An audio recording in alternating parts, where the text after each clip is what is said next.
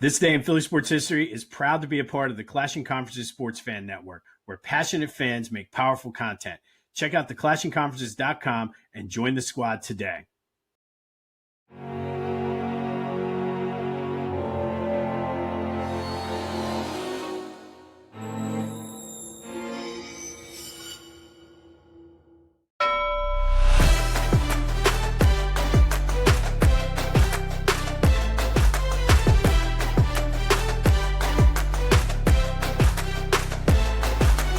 What's up, everyone? Welcome to This Day in Philly Sports History for July 22nd, 2026. I'm your host, Jim Montgomery. Welcome to a Wednesday edition of the podcast. Happy hump day to everyone out there. And man, Little League Phillies going on out there. They lose it 2-1. Zach Wheeler was outstanding, but they had a shot. They had a rally going in the ninth. Justin Crawford was going on contact. He did the right thing. JT literally was on third base. Obviously, Justin Crawford got thrown out in between home and third in a rundown. JT leaves third base, goes back to second, and gets thrown out. That's like rundown 101. Remember playing rundown as a kid? And that's just rundown. If you're on the base, you don't leave to go back to the previous base, especially when you're down one in the bottom of the ninth with 2 outs. But man, just not good base running. And this team seems to do that a lot.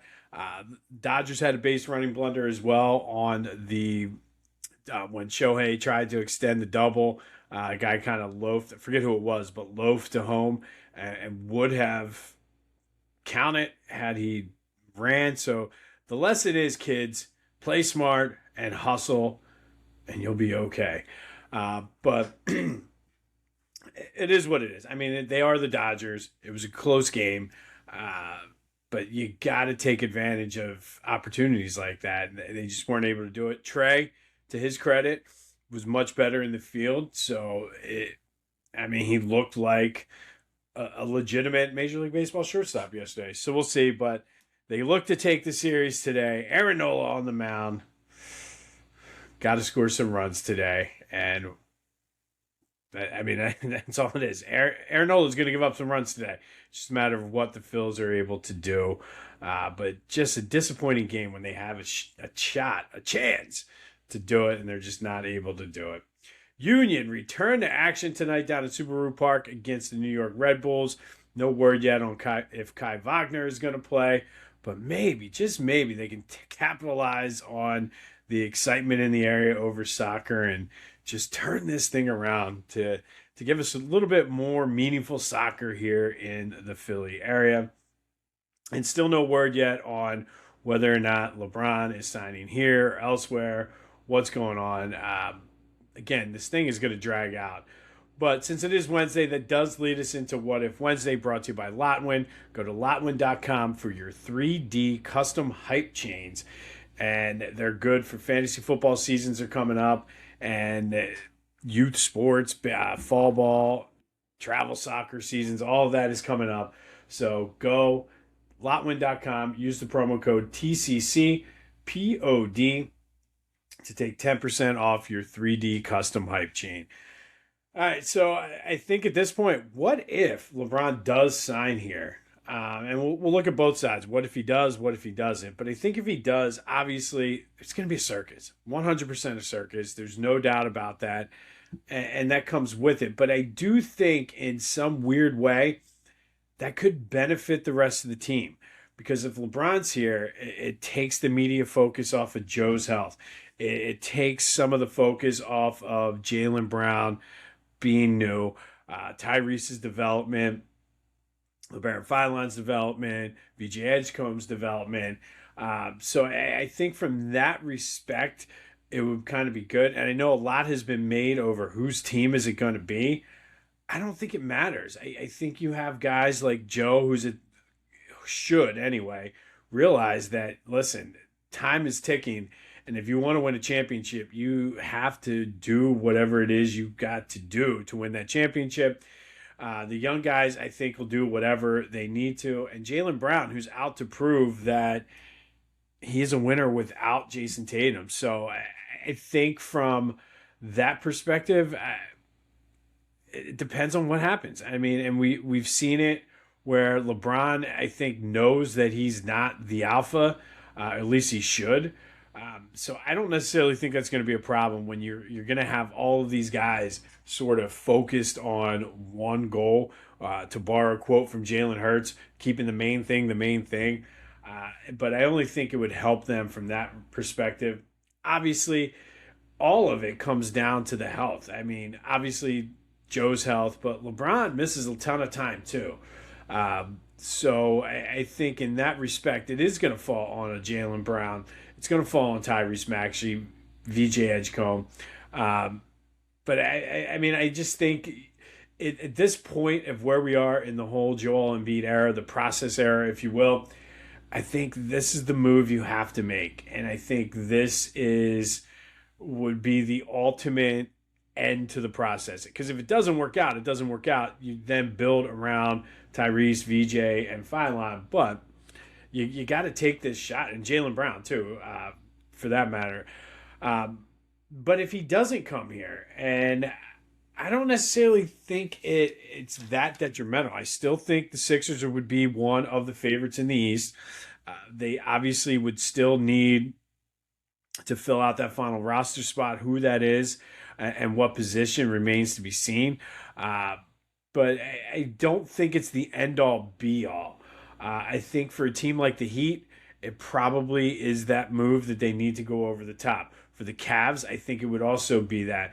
But I think with the Sixers, with the way they're constructed, and if you get a healthy Joe, I mean, and I think all of this, and I feel like it's a broken record we've been saying for how many years in a row now, comes down to Joe's health. If you get a healthy Joe, even without LeBron James, I do think this team is a legitimate contender. But we'll see. And no word on whether it's coming today. I mean, it could be happening right now. It could be happening in 2 weeks. Rich Paul came out yesterday and said, nobody knows all this. We're not rushing this and this, that, and the other. So I call BS. I think LeBron knows. I think he's trying to get everything in order as well as just milk it for the attention because that's what LeBron does. But let me know your thoughts. 267-495-8531. That's the Back to the Future voice and text line. What are your thoughts on LeBron coming? I mean, I think they're fine either way. Obviously, I think he fills a need that they have from a basketball perspective. I think it might help take some of the attention off the other guys, which would be good. But I'm not going to be entirely upset if he doesn't come here because I do think the core is there. And they can certainly make some noise in the East. But let me know. Back to the Future voice and text line or any of my social media platforms at Philly Jimbo.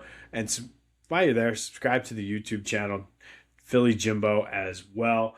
But that is What If Wednesday, brought to you by Lotwin. Get your 3D custom hype chains at Lotwin. Go to Lotwin.com. Use the promo code Jim Montgomery to take 10% off of your order. All right, yesterday's trivia question. Top 5 career leaders in home runs given up by the Phillies pitchers. That would be Robin Roberts, who's number 2 all-time behind Jamie Moyer, another former Phil. Steve Carlton, number 2. Aaron Nola, number 3. Cole Hamels, number 4. And this is the one that tripped everybody up. Brett Myers at number 5. I mentioned my social media. Kyle and I will be back on our normal rotation now for the Brotherly Birds breakdown. That will be out at some point Thursday or Friday. And then, of course, I mentioned this, but it went officially live yesterday. All of the podcasts on the Clashing Conference Sports Fan Network, including This Day in Philly Sports History, the Brotherly Birds Breakdown, and the Philly Hall, are all on the Twitch stream. So check that out. Pretty cool way to stay in the loop. I've been kind of having it on in the background, and it's a good way to kind of keep it running and just it's entertaining. So go check out the Twitch stream as well. Want to show off your Philly pride without saying a word? Philly Goat has you covered. From tees, hoodies, shoes, and hats, Their gear screams Philly louder than an Eagles fan at the vet. Whether you're tailgating in South Philly or trying to flex down the Jersey Shore, do it in style. Hit up phillygoat.com, use the promo code Jim Montgomery, and get 10% off your order. Philly Goat, because being Philly ain't a choice, it's a way of life. Go Birds! All right, July 22nd. First, we're going to go back to 1936. And on this day in 1936, the Phillies beat the Pirates 16-4 at the Baker Bowl. Phillies were led by left fielder Johnny Moore, who went 4 for 5 with 6 RBI, including 3 straight at-bats with a home run.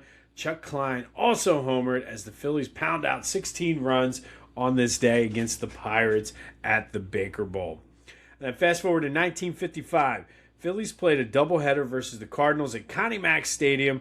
They won Game 1 6-3. Murray Dixon pitched a complete game. Bobby Morgan hit a 3-run homer as the Phillies win their 11th straight home game, setting a modern team record. Now, this 1955 Phillies team was an enigma to say the least. Obviously, they had that 11-game winning streak. That followed a 13-game losing streak earlier that season. But the 11-game home winning streak did get them back into the pennant race. Unfortunately, it was short-lived as they would lose Game 2, snapping that streak 8-1 to the Cardinals, and they would finish 77-77 on the year. But pretty much this winning streak coupled with that 13-game losing streak is exactly how that season went for the Phils. And if you're keeping score at home, the current longest home winning streak for the Phillies is 12 games set in 2010. They came close to it a few years ago. I believe it was in 2024. They got to 10. But that is the current. But on this day in 1955, they set the team record with an 11-game winning streak at home. And that does lead us into today's trivia question. This winning streak was at home. What is the Phillies' longest modern-day winning streak in team history? Hit me up on the Back to the Future voice and text line 267-495-8531. Come to the Discord channel. Link is in the description or any of my social media. But what is the Phillies' modern longest winning streak in team history?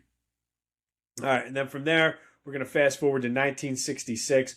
Phillies got no hit through 7 innings in San Francisco by Gaylord Perry until Clay Dalrymple stepped up, broke it up in the top of the 8th. Phillies would go on to lose that game 4-1, but it was not the first time that Clay Dalrymple broke up a no-hitter in the 8th inning in San Francisco.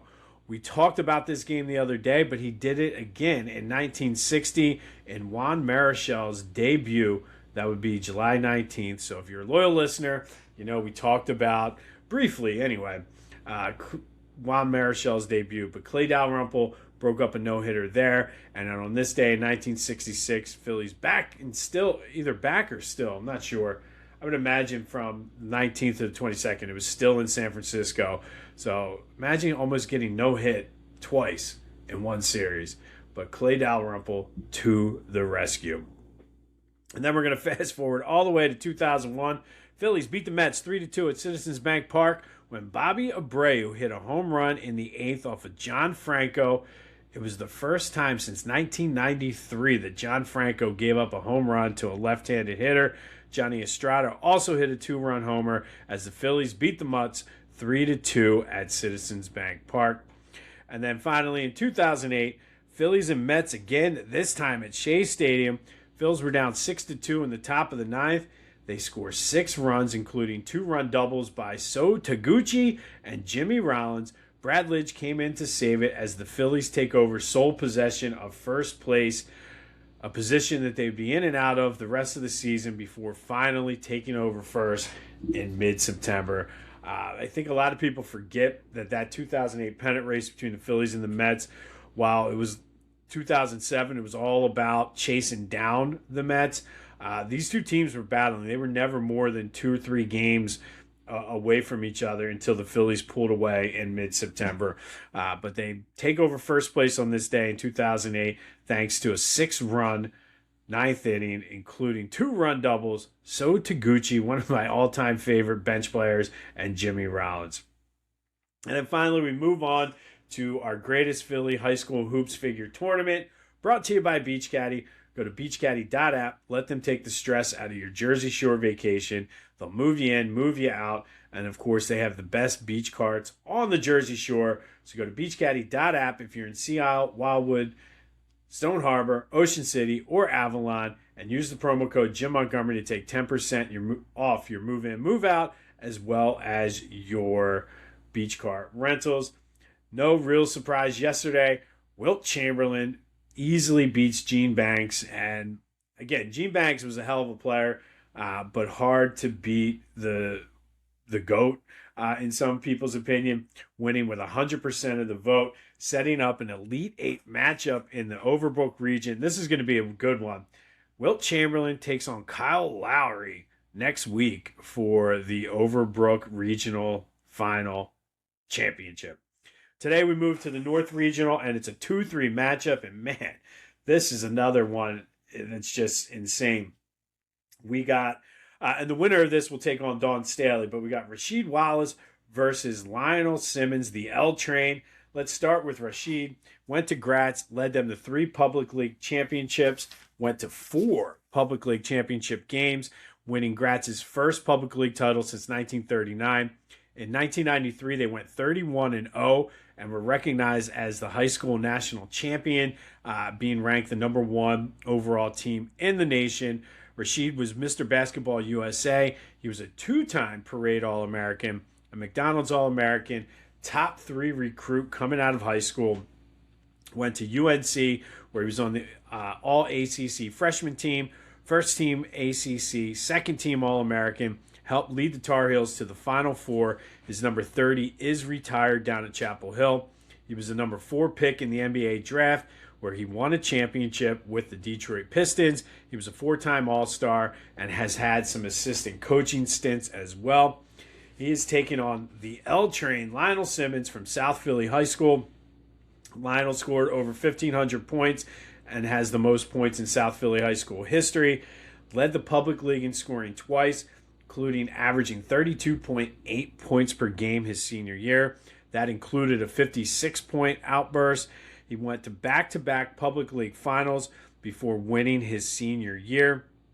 He was the MVP of that game, public league player of the year, but was overlooked nationally. Not a lot of hype around Lionel Simmons going to college, but he improved his stock playing in the Sunny Hill Summer League, ended up staying close to home, went to LaSalle, where he was a 3-time All-Metro Atlantic Athletic Conference team player, first team player, 3-time MAC Player of the Year, first team All-American, also was a second team All-American and a third team All-American, helped lead the Explorers to 3 NCAA tournaments. He was 4-time All-Big Five, 3-time Big Five Player of the Year. His number 22 is retired, and most importantly, he was the 1990 National Player of the Year. He was the number 7 pick in the NBA draft, had a solid 7-year career before injuries started to take their toll. But man, what a matchup. Now it's your turn. Who moves on in our tournament to take on Dawn Staley, Lionel Simmons, or Rasheed Wallace? Get those votes in any way you can. Back to the Future Voice and Text line, 267-495-8531. You can come to any of my social media. The voting will take place. The polls will be up there. But what a matchup. Rasheed Wallace, Lionel Simmons. Who moves on to face Dawn Staley in the North Regional Final? Man, that's going to be a tough one. I'm not even sure which way I'd go with this because I am old enough to remember the L Train. But man, I remember all of the hype around Rasheed as well. So, going to be a tough one. Going to be a close one. On this day in 2008, Phillies take over sole possession of first place by scoring 6 runs in the 9th up at Shea Stadium to beat the Mets. 2001, they beat the Mets again at Citizens Bank Park. Bobby Abreu with a 2-run homer off of John Franco, or I guess it was a solo shot. Johnny Estrada hit the 2-run homer off of John Franco. On this day in 1966, Clay Dalrymple breaks up Gaylord Perry's no-hitter in the 8th inning. Second time in that series, he broke up a no-hitter in the 8th. 1955, Phillies extend their winning streak at home to 11 games and then lose the 12th game, the second game of the doubleheader. And then Johnny Moore with 3 straight home runs as the Phillies beat the Pirates 16-4 at the Baker Bowl in 1936. Back tomorrow, we'll update the final game, the rubber match of the Phillies-Dodgers, update you on the Union, and of course, if there's any news regarding LeBron James, we'll update you on that as well. But it's almost time for training camp. So buckle up. It's going to be a crazy 6 weeks here as we finish out summer and head toward football season. This has been This Day in Philly Sports History for July 22nd, 2026. My name's Jim Montgomery. Go have yourselves a hump day. And until next time, I'll see you when I see you.